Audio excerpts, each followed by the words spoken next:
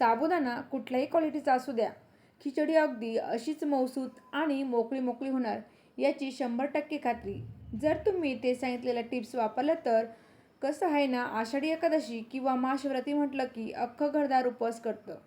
Perfect 30 ते 40 लोकांचं प्रमाण दिलंय. आणि दुसरं म्हणजे बऱ्याचदा साबुदाणा जास्त प्रमाणात करताना किंवा कमी करायचा असला तरीसुद्धा तो असा चिवट होतो. त्याच वेळी गोळे गोळे होतात किंवा वातट होते. तसं होऊ नये म्हणून अगदी व्यवस्थित टिप्स रेसिपी सांगितली आहे. त्याचबरोबर साबुदाणा व्यवस्थित भिजला जावा, मग तो कुठल्याही क्वालिटीचा असो, त्यासाठी एक एक्स्ट्रा टिप दिली आहे. आणि हां, साबुदाण्यामध्ये पाणी जास्त झाल्यावर काय करायचं हे सुद्धा सांगितलं आहे. भरपूर टिप्स सहित मी इथे व्हिडिओ शेअर केला आहे. तुम्ही सुद्धा परफेक्ट मोकळी मोकळी साबुदाणा खिचडी करायला शिकाल. त्यामुळे पटकन व्हिडिओला लाईक करा. आता आपण पहिल्यांदा इथे वजनी आणि वाटी दोन्ही प्रमाण देणार आहे.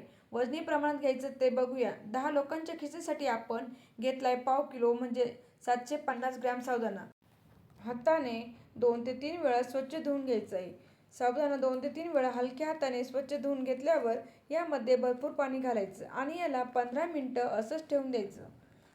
15 मिनटं झाल्यावर या साबुदाण्यातला एक्स्ट्राचा स्टार्च असतं ते पाण्यामध्ये उतरतंय. हे पाणी आता काढून टाकायचं. त्यातलं पाणी संपूर्ण काढलं. आता यामध्ये परत पाणी घालायचं. एवढं पाणी घालायचं की साबुदाण्याच्या वर साधारण 1 ते 1.5 सेंटीमीटरचा थर येईल. पाणी घातले. आता याच्यावर झाकण ठेवून याला रात्रभर किंवा 9 ते 10 तासासाठी भिजत ठेवू. तुमच्याकडे जर वेळ कमी असेल तर 4 ते 5 तासासाठी हलक्या कोमट पाण्यामध्ये साबुदाणा भिजवला तरी चालेल. गरम पाणी नकोय, अगदी हलकं कोमट पाणी असावं.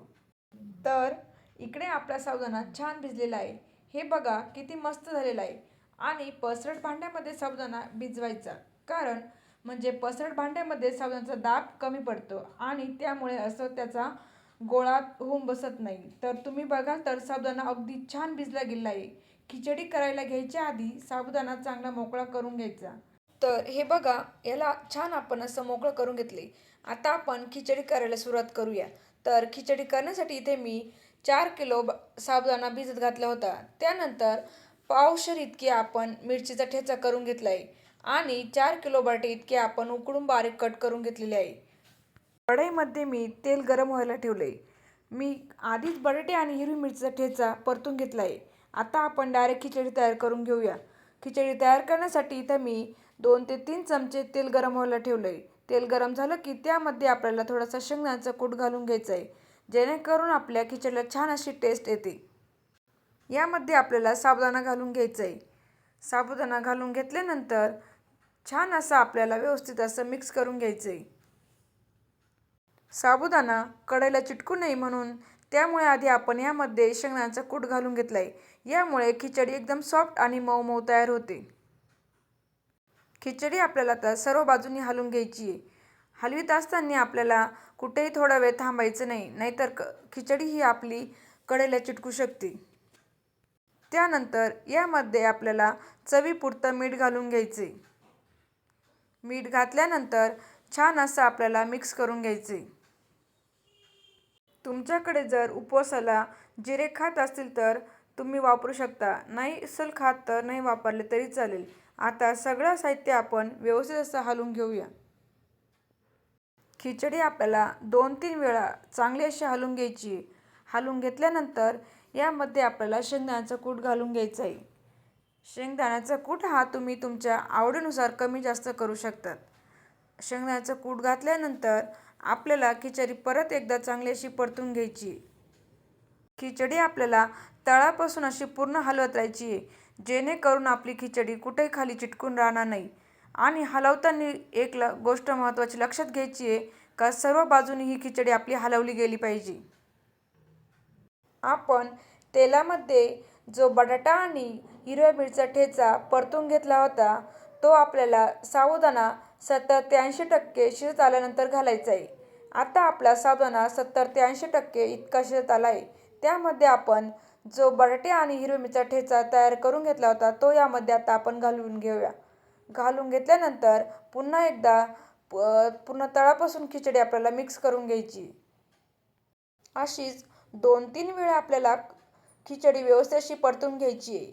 आणि आपण 30 ते 40 लोकांसाठी खिचडी बनवतोय ना, त्यामुळे मी अशा छोट्या कढईमध्ये एक एक करून सगळी खिचडी परतून घेणार आहे. आता आपली इथं संपूर्ण खिचडी तयार झालेली आहे.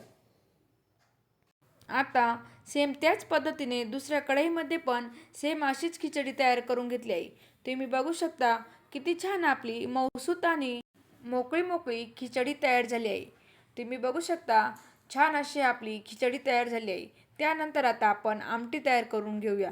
आमटी तयार करण्यासाठी इथे मी मोठं पातेलं घेतलं आहे. त्यामध्ये तेल गरम करून घेतलं आहे. तेल गरम झाल्यानंतर त्यामध्ये आपल्याला मिरचा ठेचा घालून घ्यायचा आहे. ठेचा घालून घेतल्यानंतर छान असं आपल्याला मिक्स करून घ्यायचं आहे. मिक्स करून घेतल्यानंतर आपण शेंगदाण्याचं कूट आणि भगर एकत्र करून दळून घेतली होती, ती पण आपल्याला यामध्ये घालून घ्यायची आहे. घालून घेतल्यानंतर पुन्हा एकदा छान असं आपण मिक्स करून घ्यायचं आहे. भगर आपण छान अशी भाजून घेतली आहे. भाजून घेतल्यानंतर मग स्वच्छ धुवून आणि दळून घेतली आहे. भगरीमुळे छान अशी टेस्ट येते आणि घट्टपणा येतो आपल्या आमटीला. त्यानंतर परत आपल्याला छान असं मिक्स करून घ्यायचं आहे. मिक्स करून झाल्यानंतर यामध्ये आपल्याला चवीपुरतं मीठ घालून घ्यायचं आहे. मीठ घालून घेतल्यानंतर पुन्हा एकदा हलवून घ्यायचं आहे. पूर्ण सर्व बाजूंनी व्यवस्थित हलवून घ्यायचं आहे. हलवून घेतल्यानंतर आपल्याला यामध्ये पाणी घालून घ्यायचं आहे. पाणी आपण कोमट करायला ठेवलं आहे. आपण जास्त लोकांसाठी हे आमटी बनवतो ना, त्यामुळे इथे मी 2 लिटर इतकं पाणी गरम करायला ठेवलं आहे. मिक्स करून झाल्यानंतर यामध्ये थोडं थोडं करून आपल्याला पाणी घालायचं आहे. पाणी घातल्यानंतर पुन्हा एकदा आपल्याला व्यवस्थित असं मिक्स करून घ्यायचं आहे. तुम्ही बघू शकता किती छान अशी आपली आमटी दिसत आहे. आपण यामध्ये थोडेसे उकळलेले बटाटे पण घालून घेणार आहे. बटाटे घातल्यामुळे आमटीला छान अशी टेस्ट येते. आमटीला छान टेस्ट यावी म्हणून याकरता मी दही घेतलेलं आहे. दही पण आपल्याला यामध्ये मिक्स करून घ्यायचं आहे आणि व्यवस्थित असं आपल्याला हलवून घ्यायचं आहे. शेंगदाण्याची आमटी बऱ्याच पद्धतीने करता येते. मी याच्यामध्ये दही घातलं आहे. दही घालण्याचं कारण म्हणजे शेंगदाणा हा एक पित्त होणारा म्हणजे पित्त आहे. त्यामुळे ताक जर घातलं तर पित्तशामकासाठी त्याचा ताकाचा याच्यात उपयोग होतो आणि त्या आमटीमुळे आपल्याला पित्त होऊ शकत नाही. किंवा यामध्ये चिंच कोळाची पण कोणी कोणी करतात. या 2-4 प्रकारचीही करता येते. याच्यामध्ये कोणी आमसूल पण घालतात पित्त होऊ नये म्हणून. ही ताकाची आमटी आरोग्यासाठी.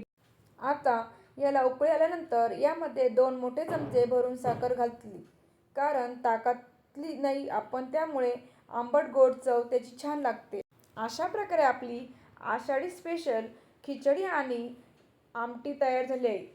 माझ्या चॅनलवरती तुम्ही नवीन असाल तर चॅनल अजून सबस्क्राईब केलं नसेल तर सबस्क्राईब करा आणि बाजूच्या बेल आयकॉनवरती क्लिक करा, म्हणजे सगळ्यात अगोदर तुम्हाला माझे व्हिडिओ बघायला मिळतील. तोपर्यंत धन्यवाद.